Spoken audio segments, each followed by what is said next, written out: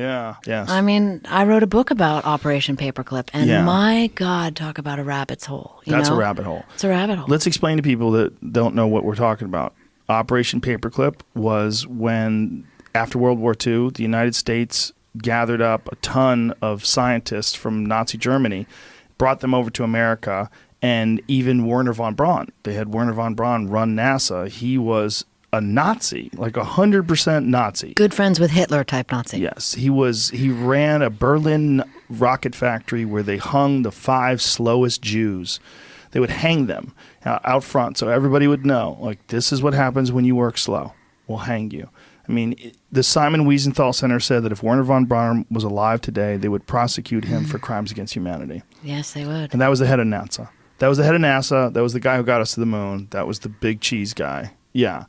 So we were willing to put a lot of really dark things aside in order to gather up the best scientists so that the Soviet Union couldn't get them all. And they got a few of them as well. But we got how many? More than 1,000, right? Allegedly 1,400, but I would not be surprised if,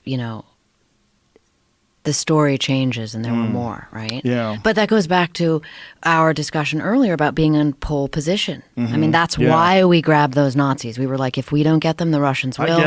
I get it. And, and I'm sure the Nazis could say, I didn't want to do it. They made me. I'm a nice person. I love Jews.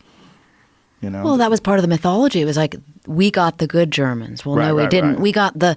We got the top Germans, and who do you think the top Germans were? Yeah. They were coveted by Hitler, Himmler, Goring, Yeah. I mean, these guys were right. I mean, there were guys that we grabbed out of the docks at Nuremberg literally to come be part of our program, Well, if you're smart, you're an asset, right? I mean, that's what Genghis Khan used to do. He'd take warlords from the other side and capture them and go, listen, just come over here, bro. Come on. Work for me. I'm the man. I mean, ideology aside.